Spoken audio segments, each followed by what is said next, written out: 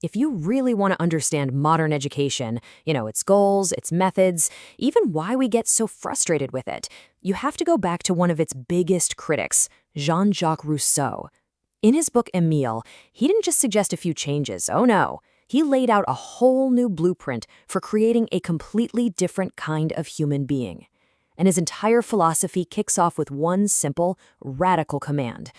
And that right there, that sentence pretty much sums up his whole deal. Rousseau looked around at the way things were done in his day and saw a system that was completely, fundamentally backwards. His solution? Just do the opposite. Turn everything on its head. So, what was the big problem that got him so fired up?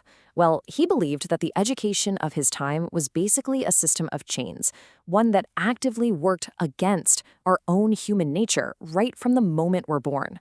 To make his point, Rousseau points to this one powerful, really specific example: swaddling. Yeah, wrapping babies up so tight they can't move.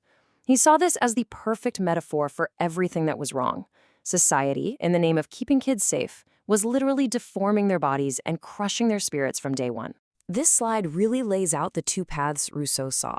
On one side, you've got the constrained child, weak, afraid, just a creature of habit. But on the other side is his ideal, the natural child, who's strong, resilient, and in the end, the master of their own destiny. Okay, so if the old way is out, what's Rousseau's big alternative? It's an education where the main teacher isn't a person, and it's definitely not a book. The teacher is the world itself. This is the absolute heart of what Rousseau called negative education. The tutor's job isn't to just cram a kid's head full of facts and rules. No, their job is to protect the child from all the bad habits and errors of society and just create a space where nature can do the actual teaching. This meant the most important skill for a tutor was patience. You had to just get out of the way and let the child develop on their own time. So how does this actually work? It's a pretty clear three-step process. First up is sensation, directly touching, seeing, and hearing the world. Then comes experience, acting on what you've sensed, running, jumping, building things, falling down. And only after you have that solid foundation of real sensory experience can true reason even begin to show up. You just can't skip ahead. And this is exactly why Rousseau was, let's just say, not a fan of shoving books in front of kids too early.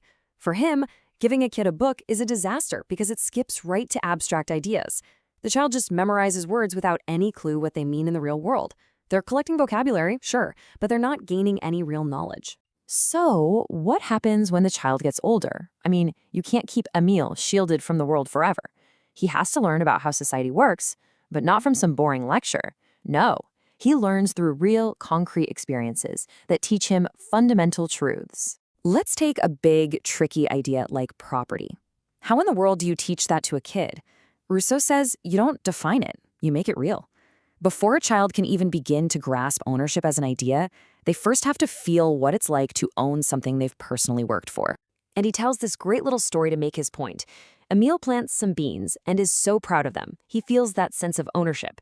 But then the gardener comes along and digs them all up because, hey, that was his spot where he'd already planted his melon seeds. And boom, suddenly Emile is faced with a real conflict over ownership. It's through this problem, not a textbook, that he learns about labor, rights, and respecting what belongs to others. The final piece of the puzzle in Emile's education is all about learning the human heart. And he can't learn this from nature alone. So he's introduced to his ideal partner, a young woman named Sophie. This is what kicks off his lessons in love, passion, and what it means to be part of a community. Now, we have to pause here because it's absolutely crucial to understand that Rousseau's views on this are, well, they are very much a product of his time. He lays out a really traditional 18th century view on gender roles. In Emile, he argues that men's and women's educations should be totally different, tailored to what he saw as their separate duties in the family and in society. So after all of this, what's the end game? What is the final product of this radical education? The goal isn't to create a scholar or a specialist or some fancy gentleman. The goal is to forge a complete, self-reliant human being. This is probably the most famous line from the entire book. See, the ultimate goal isn't to prepare him for a specific job. It's to create a capable, virtuous human being first. Life itself is the trade that he's been taught. And this right here is the final showdown. The typical scholar knows things because they memorize them. The natural man knows them because he's lived them. One is totally dependent on what other people think, the other is self-reliant. All this creates a person who isn't just trained for one specific role, but is adaptable enough to handle anything life decides to throw at them. To make sure this independence is real, Rousseau insists Emile has to learn a practical trade, not for money or for status, but for freedom. An artisan's skill is in their own two hands. So no matter what happens, a war, a revolution, losing all your money, they'll always be able to provide for themselves and stay free. So, what do we do with all this today? Rousseau's vision is just as challenging now as it was 250 years ago, and it leaves us with this huge question about what education is even for. So, we've walked through his big idea, right? We've seen his critique of how society constrains us and his belief in learning from the world itself. We followed his path from pure sensation to social understanding, all of it designed to build a person who is strong, independent, and good. And this, right here, is the challenge he leaves for us. Rousseau's education was designed to create a person who could adapt to any fate. But our world today, it often rewards the exact opposite, right? It rewards deep, narrow specialization. So is a natural education even possible anymore in a world that pretty much demands we all fit neatly into a box? That is the question Rousseau's radical classroom leaves us with.